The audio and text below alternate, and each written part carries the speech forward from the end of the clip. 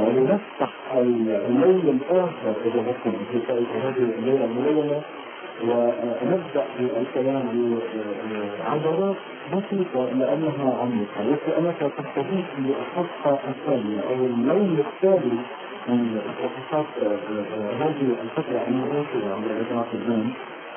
ناخذ اجتماع من الدرجة الأولى، كاتب أعلامي، تاخذ نظرة عميقة جدا جدا إلى الأشياء لدرجة أنه ينظر إلى خطيات الأمور ليس من خطيتها وإنما من العمق الوارد ما خلفها. من هنا تأتي أهمية كتابات بيتي العزيز بعد فترة طويلة من شفنا. هلا إذا إن شاء الله التقينا فيه نحكي بالكثير من الموضوعات، خاصة بعد إخراجي الأخير من كتابي الأخير ضروري رايحين، عنا إنه الكثير من العناوين تحمل عناوين أجابتهم لا بدي أقول لا جهالة، إنما فيها الكثير من الجزء وفيها الكثير من اللفتات التي ممكن أن نطرح من خلال عناوين مؤلفاتها الكثير من الحوارات، فما بالك إذا دخلنا إلى نقطتي أو ما بين نقطتي الكتاب أو كتبه بشكل عام. هنا تطرح موضوعاته من مصدر فعلا جريء للواقع الاجتماعي وحتى التفاصيل التي نعيش فيه في لبنان وفي العالم العربي بشكل عام. إنني أتحدث عن اختصار شديد يمكن النظر به هو الانتقاش بحد ذاته متمازج، لأن شخص أكثر من أن ينتبه وأشهر من أن يعرف. أنه يتحدث عن الكاتب عبد الفتاح الخطاب من فترة العرب وعلى الجنوبية إلى العالم. نور شكرا لك وإذاعة اليوم باستضافتك الفترة المسائية من عميق. بتأمل إنه نكون معكم الفترة التي نجيبهم ونضيعهم بعد عنق نهار طويل إن شاء الله باليوم وعلى خير إن شاء الله يا رب. لو أنا يعني من العنوان لازم نبلش حاطط اكتشافات على دراسة الكتاب الأخير إلى مرة فيه. بس خليني أطرح كمان شوية سؤال بالفكر نظري. أول مرة شفت عنوان باللهجة العامية، هذه الفكرة العامية كلها كانت عنوان حقيقة نوعا ما. ليش اليوم عمدت بلغة باللهجة ومرة فيه أخذت سؤال من الناس كله عم يقول يعني لما تجيب عنوان الناس حاسة فيه عمالة تحكي من الوسيلة الوحيدة بعدين ما بعدين نرجع يعني نفتح نفس السؤال. البلد والناس وين رايحين بالطريقة اللي عايشينها؟ الطريقة دي ما ممكن تودي أبدا إلى بناء وطن وإلى بناء مواطن. هلا بدنا نرجع نحكي بموضوع المواطنة، لأنه مسموح نحكي بهذا الموضوع على اعتبار لأنه البرامج السياسية في إجراء اليوم الأخير تأكد عن المسار الوطني، وهذه شغلة متعارف عليها مع ضيوفنا ومع حتى المجتمعات إجراء اليوم. بس فينا نلامس إذا بدك الخط السياسي إجراء الفتاة لا تخبرنا، طالما حضرتك أيضا تتعاطى الشأن السياسي الإعلامي أو الإعلام السياسي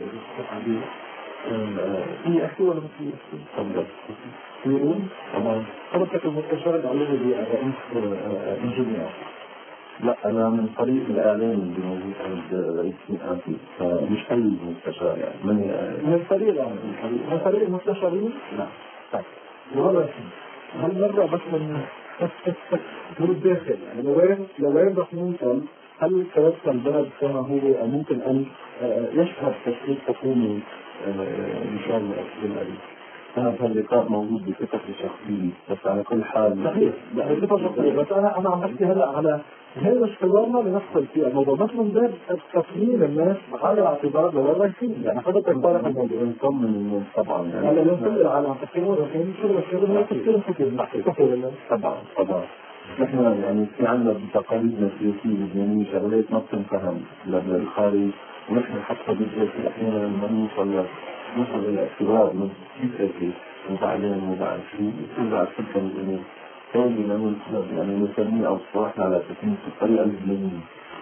في هالبلد للأسف مكون بشكل طائفي مناطقي عشائري مركب بطريقة معقدة، في معادلات معقدة دائما بدك تحاول انك تلاقي لها شو مخرج لحتى يمشي الحال.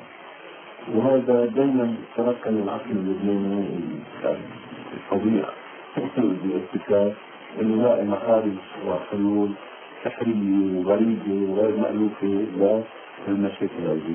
هي غريبة وغير مألوفة. نعم. بس هذا عم بتحاول تلاقوا مخارج يعني هي غريبة وغير مألوفة. اللي يمكن عم يشتغلوا دائما بهالطريقة هذه اللي هي يا ريت بس هيك تكون اللي هي من الخارج بيشوفوها غير مألوفة وغريبة وهذا. بس لا ما في شك انه السعي هو إقامة حكومة يعني تكون قادرة على تحقيق جزء لا يتهم به من أحيان اللبنانيين الاستقرار والنمو والرخاء. وهذه تتعارض يعني أحيانا مع ممكن نشهد هذا الواقع. أنا ما في أقول لك بكرة أو بعد بكرة بعد يعني هي السعي المسؤول هلا مش بكرة إنما ما فينا نجي بحكومة مكسورة أو مشتجعة أو ما تفعل شيء للبنانيين أو للمحافظين بعدين نقول نبدأ المشوار من جديد. خلينا هلا إحنا ولو كان في أوجاع ولازم هي الحكومة نعاني منها ونوصل إلى حكومة جيدة تعطي نتيجة خاصة بالمرحلة اللي نحن فيها صعوبة يعني المنطقة فيها وتغييرات جذرية هذا بأثر بعيدا يمكن على الوضع اللبناني أو يمكن إيجابا. المفروض الناس بلبنان هلا يقولوا يجبروا للي عم يصير حواليهم يفكروا إنه نحن هلا نشتغل بطريقة مختلفة ونفكر بطريقة مختلفة. يعني المشاكل اللي عم تصير بالمنطقة كلها رد دارة في النافع المفروض تكون مفيدة يعني. إن شاء الله بدنا نستفيد من هذا الضرر الحاصل برا. أنا أيضا عم أشوف كمان بصحاتهم لأنه المشكلة اللي بتابع المشهد التلفزيوني بكل ما نحصل في البلاد بتلاقي تشعر بكامل حياتهم على الناس اللي عندهم المشكلة. إن شاء الله تنطلق الأزمة اللبنانية وتتحكم حكومة يوضع الوضع اللبناني يصبح المنفعة الصحيحة كمان لأنه الشعب اللبناني بتحكيم الأسرة ومن يرمى. خلينا لا ندخل بموضوعنا من خلال كتاباتك كيف بتقيم واقع الشعب اللبناني؟ ليش تفكر الحرب الغد السياسي والنضالي لأنه هو شعب مخير من ذلك الأشياء. يعني أنا أوقات ما بشعر إنه في شعب واحد بالدنيا، بشعر كأنه في شعوب إنه يعني يكون في شعب يكون عنده شيء وحده. إحنا إذا بدك تفتش على فواصل مشتركة عنا بتلاقي صعوبة حقيقة بالضبط. يعني أنا ماني قادر أفهم مثلا كيف إنه المشكلة المعيشية الغلا فقدان فرص العمل البطالة هالقصص هذه ما المفروض توحد شريحة ضخمة جدا من اللبنانيين. ما عم بقدر هلا لاقي طريقة نغير مثلا أنا وغيري من نظرة الناس لهالقصص هيك. لا دايما تيجي طائفتهم منطقتهم عشيرتهم قبل مشاكلهم الاجتماعية. شيء غريب جدا. ليش مرتبط هذا الموضوع بالانتماء؟ يعني ممكن في اشخاص يقولوا لك انه هذا انتماء بالنتيجه، ما فينا كمان نستغنى عنه. انا عم حاول مثال الاشخاص اللي باختبار، نحن ما عم بتبنى الفكره يعني. نحن ما بنطمح يعني انا وغيري ما بنطمح ابدا انه نغير انتماءات الناس. يعني يمكن الشغله هذه هيك الانتاج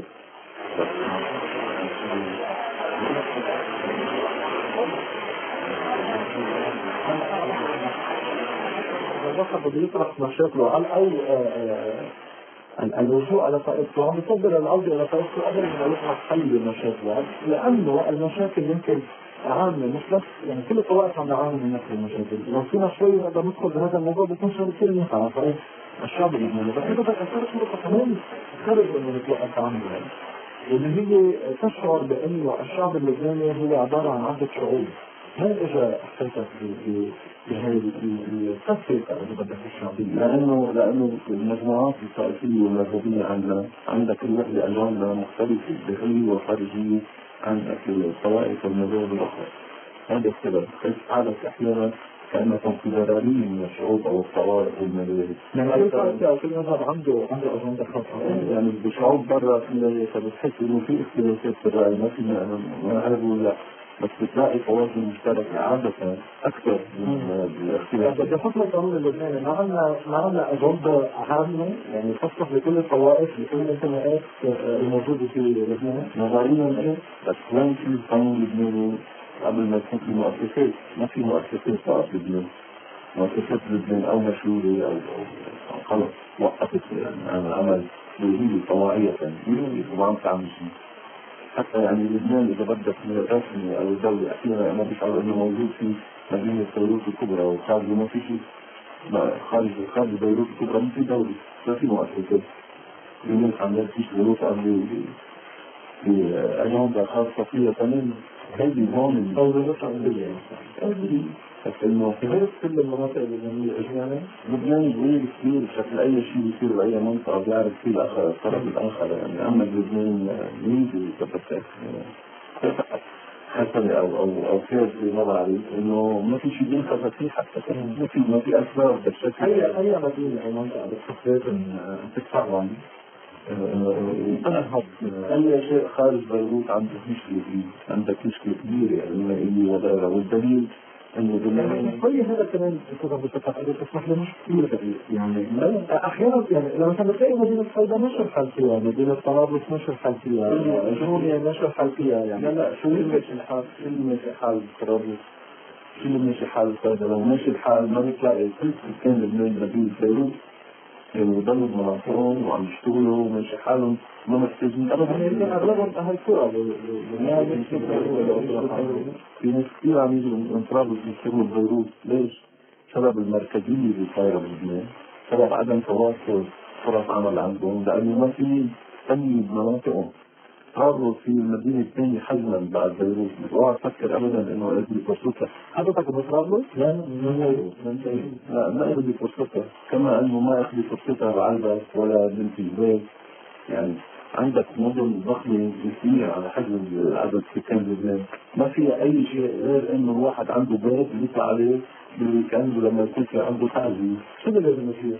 اللي لازم يصير إنه نحط برامج تعمل فيه المناطق كلها هيك. ما بدي أقول توافي بطريقة متكاملة، لا بطريقة تفعل إمكانيات المنطقة وتخلي هذا التفعيل مين مسؤول عنه؟ الدولة. طبعا الدولة وجهات اللي ممكن تحط دراسات. نحن قبل ما مين لازم يخطر بلادنا؟ رئيس الجمهورية ولا رئيس الحكومة ولا رئيس مجلس النواب ولا كيف سواء؟ مجلس الوزراء مجتمعا.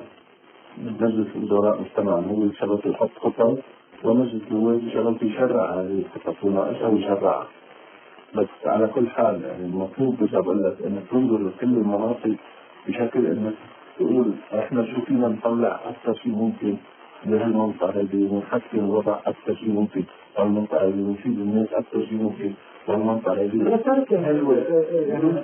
إلى وجهة كمان شوية حسنة إنه على الأقل عم ينتقل هذا المواطن من مدينة إلى بيروت أو من قرية إلى بيروت. هذا اللي بسموها الهجرة الداخلية الصغيرة اللي بتبقى. المشكلة الأكبر هو الانتقال من لبنان إلى خارج لبنان، واللي بتخيل هناك كثير من الشباب يمكن عم بيلاقوا حياتهم برا أو عم بيفتحوا عن فرص بحياتهم في الخارج. هون كمان إذا نقدر ندور عن هذا الموضوع شو بتقول حضرتك؟ إلا يكون مرات شيء من كتاباتك النقدية حول هجرة الأبناء أو هجرة الشباب من لبنان بحثا عن فرص عمل. الإحصاءات ما دقيقة بخصوص الناس المنتشرين من اللبنانيين بالخارج. يعني تفضل ما بين 12 ل 15 مليون تقريبا برات لبنان. الهجرة إلى خارج لبنان تاريخية من بداية لبنان. من بداية لبنان صار بأسباب كثيرة. في صار أسباب هجرة لأسباب سياسية ودينية واضطهاد وفرص عمل ومشاكل وجوع وغيره. بس مش هون الموضوع. موضوع حتى لو انه اعتبرنا لبنان بلد كثير كبير لا يمكن ان يتسع على جميع سكانه لو كانوا موجودين كفرص عمل. هذا المبادئ الفرضية نفترض حتى الناس اللي موجودين برا لازم يكون الطلاق معهم دائم. نحن من وقت لثاني بنشدهم هيك انه ما تنسوا لبنان وكذا. كثير شو عم تعملنا حتى ما ينسوا لبنان. إذا بدك ما في حدا، هيدا هو الموضوع، ما في حدا عم يجي بيزور أهله أو بيجي بيزور البلد وبياخذ قرار إنه يبقى على طول. يعني بيقعد شوي عشان خلص بده يصلي يعني. إذا بده يبقى أول شيء واحد بده يسكن. هذه شغلة عويصة صارت اليوم بأسعار الشقق أو إمكانيات الاستئجار. بده يشتغل، وهذه مشكلة كمان صارت الأيام هذه عويصة وما في مجال. فالقصة مش بس حنين، يعني مش عملية حنين. إذا كان ولا بد لازم يضل برا لبنان فليكن، لازم تعتبره جزء من لبنان، هالمغترب لازم يكون عندك معلومات عنه، لازم يكون عندك تواصل معه. مين لازم يكون عنده هالمعلومات؟ وزارة الخارجية والمغتربين ووراها كل الجهات مثل الجامعة اللبنانية للثقافية والعمل. شو هذا؟ لا هن قبل هالمرة عملوا أشياء كثير حول الموضوع. نحن في عنا دراسات قد ما بدك بالأطنان كلها مكثفة ومرمية، وكل ما بيجي وزير جديد بيرجع بيعمل دراسة جديدة بيضيف عليها.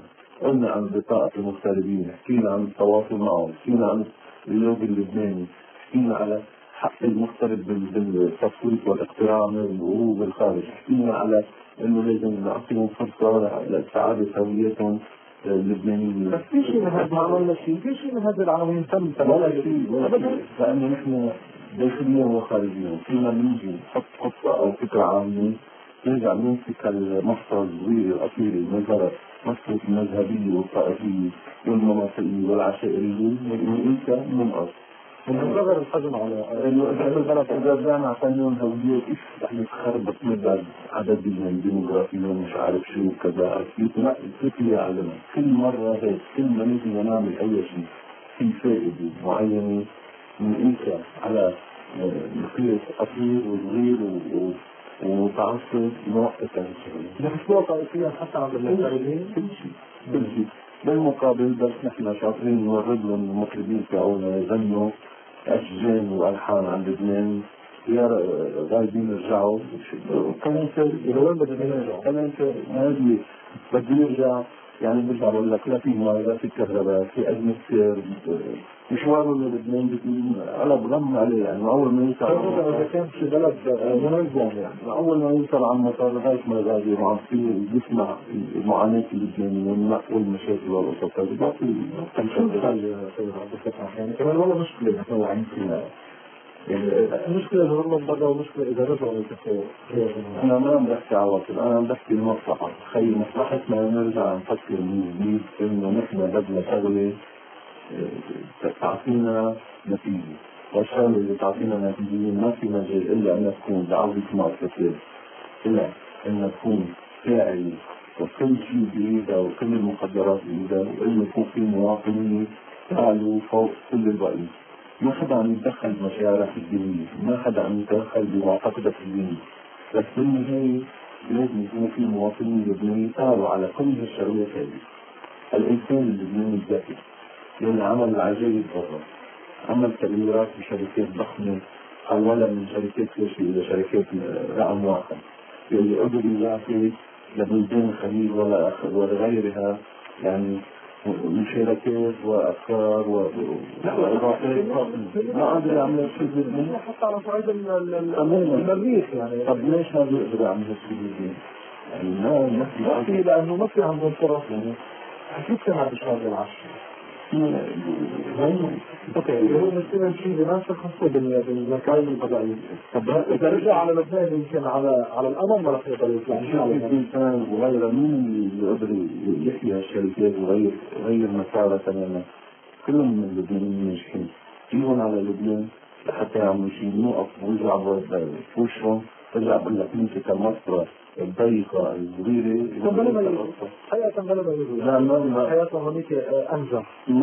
لانه اذا بيرجع على لبنان بده يرجع يفشل مشروعه حاليا المستقبل والحياه انا شخصيا اليوم بقول لك ايه طبعا ما فينا يعني اولا اني اكثر من انه يرجعوا ويدفعوا حالهم هيك ياخذوا عم ينتظروا الفرج. لا افضل يضلوا برا ويضلوا منتجين يضلوا عم يساعدوا اهليهم. بس نحن ما حنفقد الامل ابدا انه هاللبناني يرجع اليوم اليمين عم يرجع الى مصلحته لمصلحته. انا ما بدي احكي هاي الاتفاق بفتح اللبناني العظيم، بس يا ريت شوي اللي عاملين عنا بالبلد يوعوا لمصلحه لبنان ومصلحه المغتربين لحتى تنفتح فرصه على المغتربين اللي يرجعوا على بلادهم ان شاء الله سلمين. اذا بتتابع خلالنا مع الاعلامي والكاتب والناقد الاجتماعي والصحافي بصفه الصحافه الصحافه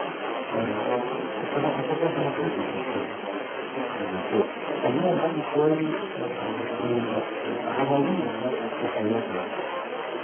حضر الشروط هنا ووضع فقط عليهم وضع الناس ظرف الناس مصدر الناس أيضا نصور أخبار الهوى وبعضهم الموضوعات يعني خلال العمرين نفهم الموضوعات اللي حدثت فرأت هذه هذه الكتب هل أحدث من قبلتهم وقرأت الناس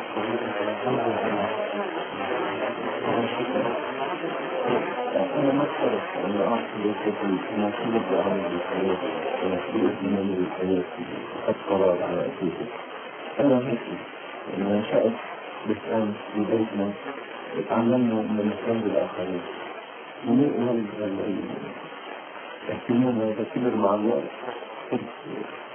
اتأثر كثير بالعمل في حوالينا مش بس طلع فيه في هذا العالم المخصص لا خصنا وقص الإنسان على كل حال وبعدين ساعات إن أنا أقدر أعبر عن الشيخ من الوزارة هذا لا عمر هذا الموضوع والله أنا كنت فاعل من أيام السنة من نشاط السعودية يعني أنا كنت من أنا وزير يعني أستمر عن الاجتماعي مع مؤسسات تشميل ومع مؤسسات الأيدين وكبرت القصة مع الوقت. الدكتور إنه هذا الشيء يرجع من مسؤولية، دليل مسؤولية ليس فقط مسؤولية بالدورة الهيئة وعليه مسؤولية من المجتمع بحد الإنسان مسؤول تجاه الآخرين، مسؤول تجاه المجتمع، مسؤول من واقع ضميره، مسؤول حتى من واقع أخلاقه ودينه. إذا ما تكون مسؤول عن اللي حواليك بشكل أو آخر، تتعامل مع إنسان عايش بحالة في أمر غير. أعرف اليوم ممكن نتخيل وجهوا لك نقد على هذه المثالية لأنه اليوم الواقع يبغض كل بعض هذه المثالية اللي ممكن كلنا نحتاج أن تعود إلى حياتنا. صحيح الناس تعملوا مع التعبير اللي انت قلته انه المثالية ما لها مجال هون او ما وقتها. انا ما شايف المثالية، انا ابعد ما اكون عن المثالية، انا بشوفها واقعية. هذه واقع عم نتعامل معه، واقع الامور انه بدك تعمل شيء مهما كان كبير يعطيك الافعال مع الوقت. انا وغيري نقدر نجمع اذا كل واحد ذات لحظة نعمل كذا. أنا ما أقول إن واحد عم شيء ولا عم بطلب من غيري عم شيء، بس كمان ما فينا نقف نتفرج ونقول نحن عاجزين إنه والله هالزمن هذا زمن التكنولوجيا والمادية ما خص صعب اقتصادي إنه ناظر إلى الناس ومشاكلها شغل من الماضي ورجعي مش صحيح. أنا ليش ممكن نرجع عن نفسي ويدورني الرجاء؟ يا ريت ما في إبداعي مستمسك بكذا يغير واقع يعني. بس أنا أقول إذا قدرت أوصل لإنسان آخر ثاني بس وكل فيه جزء من المشاعر أو جزء من الأشياء اللي أنا بفكر فيها تكون أنجز. يعني هي طموحاتي مش طموحاتي تغيير العالم كله. يعني ضمن كمان يا ريت بيان بضمن يمنع النظر أن القطعة يريد حضرتك تحمل هذه العلم. أنا الناس اللي بشتكي واللي قبلتي هي مشروع الكلي لأن في ليتنا برجع العودة إلى الإصرار على أن يكون وطن ومؤسسات فيه كل شيء وبدون يكون القاعدة بتاعتنا إن واقع مصلحتنا.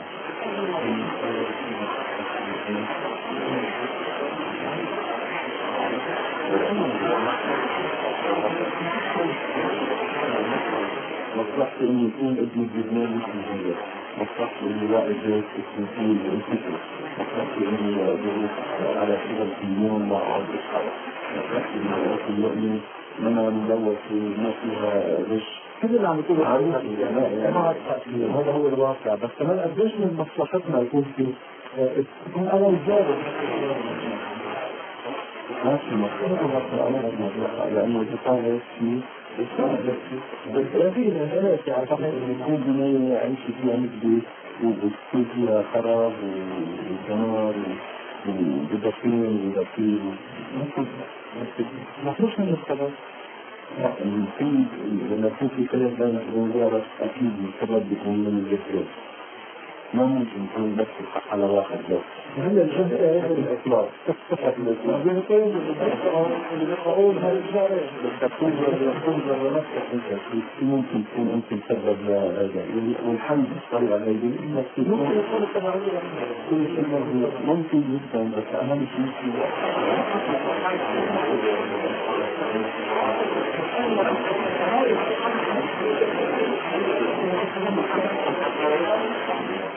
ما حدا فيه يفرض على شيء أبدا يعني ولا حدا فيه يحط الكل على الراس أو هاي الشغلة نحن بدنا من 1820 المعرفة ولا شيء ولا أكثر عن شيء. هل مطالب فقط بالجيران أو الشعب اللبناني يتحاور مع بعض البعض أفراد الدائرة الضيقة والدائرة الأكبر الحاكم لما نفتح اللي عم بتأثر سلبا على الإخلاص أو الثورة جدا من تحت تحت من فوق لتحت. لما نبدأ أنا الجاري نساهم على أشهر مشتركة هذا شوي أنا أكثر ثمن وجود كمان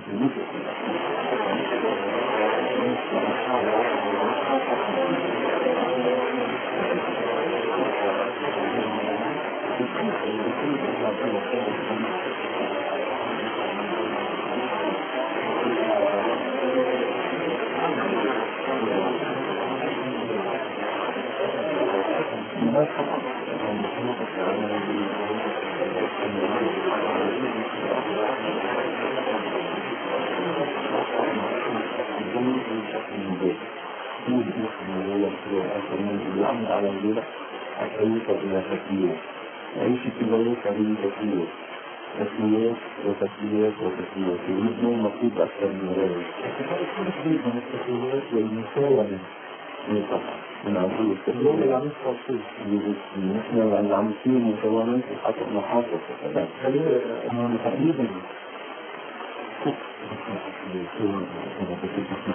خلينا نترك موضوع المساواة اللي هو كل شيء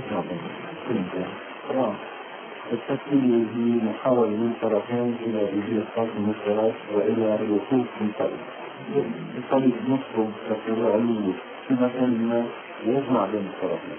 أما هذا اللي ما عندي فيه لا ما عندي شيء. أما المساواة هي تحتاج إلى حوار، تحتاج إلى نوع من إنه التفاهم بين الطرفين واحترام الآخر البعض.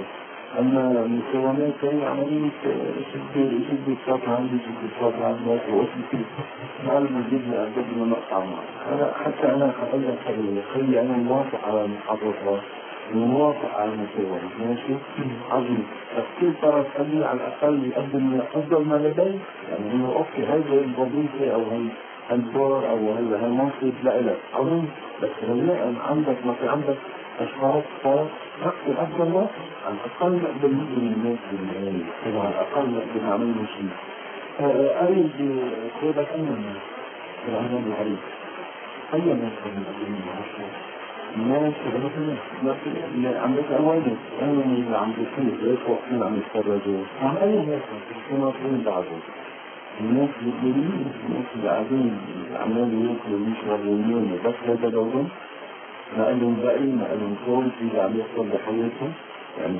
وين بالمناسبة مرة قلت له رسمي يمكن في عام 10 سنتين من بيت أو شيء من الناس كان الشعب حل بالمظاهرات ورجعت حتى من زمان ورجعت نحن إلى هذا الطبيعة فما اليوم الناس عم يطلعوا بيعبروا عن احتياجاتهم ما كيف اللي عم يسمع نحن مرة حكينا على إنه 5000 ليرة في خط أحمر في حق البنزين وين صرنا حق البنزين؟ هو يقصد على البنزين نحن نفسه من باب الاجتماعي من باب السياسي لأنه هذا واقع معاصر الغلاء الفاخر حدث أساس موضوع غلاء حتى النفوس سواء الشراء أو الإجارة إذا في حدا عم بيعبر إن هو ضد هذه الأشياء بيمشي الحال لما صائد بسبب طائفة أو مذهب أو مجموعة لهم مصلحة بشيء معين يفترض إنه لهم مصلحة بموضوع البنزين بتوقف حل موضوع البنزين بس مثلا عم نحكي أجل شيء لكل الناس ما بيصير الوضع اللي نحكي فيه لوحده صحيح بدي أحضر الهواء وبعدين خفضا هذا العنوان. أما هذا الهواء إذا مثل عم بقول أنا من مع الأمن وعلى الإيد أحضر لي الهواء بعض المنتظرين يجون خرج من برا خرج من سينا من برا أنا على بعضهم يشكوا عن كلمة المهنة. هو بعدين لا أقول وين راسي بعدين وين راسي اليوم نحكي وين راسي نتأمل أن يكون راسين إلى ما يفعل اليوم وما يفعل حضرتك تكبر يعني حضرتك تكبر هذا الموضوع يكون في عمل شيء يذكره يعني أنا دائما متفائل طالما حضرتك ضمن الرجال أنا دائما متفائل أول شيء إنه الناس لا تنصحهم من منطقة التقييد هذا بالنسبة لي بالنسبة إلى نحكي يمكن نرجع لكيف مثل ما بلشنا أنا متفائل إن شاء الله حيكون قريبا يكون تنجي في محافظة المدينة ونشوف منهم إنجاز وشغل على مرة مش حكي التصاريح من قبل إن شاء الله لأنه حقيقة الجميع هو الحاضر يعني يستقر بالجمهورية. خلينا نقول شوي على موضوع كثير مهم يعطيك علينا أنه من المشكلة اللي أخذنا نقول عليها في المجلس في دخل هذا المؤمن اللي هو الهادفة في الفترة العالمية تعرف على أصول المعاني كلماتك المحسوبة. ما اسم الفكرة التي نتمكن ولا اسم فكرة من الجمال التلفزيون اللي يسأل عن معنى الكلمة. بما أنه أنا عندي اطلاع شغلات كنت عامل مداخلة وبعدين اتصل في الدولة العربية والعلوم الناشئون وسألوني إذا بإمكاني إني أحضر كتاب عن الكلمات العامية اللبنانية. طبعا الكلمات العامية اللبنانية هي بدون مصادر يعني لا تخفى في دائما السريانية والأسرية والتركية والفرنسية والإنجليزية والإيطالية هو العربية يعني ومن اللغة العربية يجب العربية في كلمات عامية أصلا اشتغلت على الموضوع هذا كان في عندي عقيدة وقت معين لأنه كنا حابين نكون في جوري بالمعرض في كتاب العربي وتمثلت إني لما الكتب المراجع الموجودة قليلة والمراجع الموجودة متخصصة يعني الكلمات الكلامية في اللهجة اللبنانية مثلا أو غيرها. حضرتك هذا المؤلف فيه شمولية يعني وتمثلت إني قد أضيف على 35 كلمة ولفظ ومصطلح من اللغة العامية اليوم جاي شو معنى وإذا في أي تعريف عليها. اليوم موجود بالمكتبات موجود بكل المكتبات في لبنان والخارج والشيء الموضوع إنه عرفت المنتجات عم يستعملوه حتى بالسهرات عم يحذروا بعض يعني من خلال هذا الهيئة المهير إذا تنزل حتى في برنامج حتى وسيلة غير من وسيلة المعرفة وسيلة للتفكير دائما أنا أقل من في المحصول على كل مسلم أنا بقول كل المستمعين يسعد مساكم شكرا لتحت الفرصة أن أعطيكم بهذا الجمهور على تصبحوا على خير بس تصبحوا على خير عم تصير عندي ارتاح بس يعني الفترة من أمريكا على خير عندي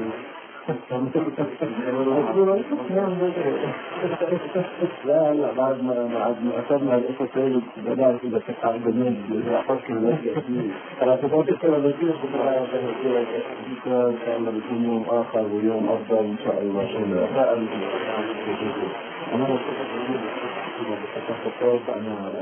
حقيقة كنت كثير جدا بهذا الشيء أولا على كثير من الموضوعات بما على مبدأ يمكن سير الكلام نتكلم بل بشكل مختصر وقولا نضيع على كثير من المسائل على أمل فعلا أن نفتح على نهار جديد ويشمل لنا كل الخير وكل التفاؤل في هذا البلد الذي فيه من كل هذه المواضيع. الشكر جزيلا لحضرتك إن شاء الله نرجع نتلاقى في أوقات ثانية ويكون الوضع في لبنان مريح أكثر ويكون كتبت يمكن من الصفة وأكثر في الصوت المسألة العربية. هذا خير جدا.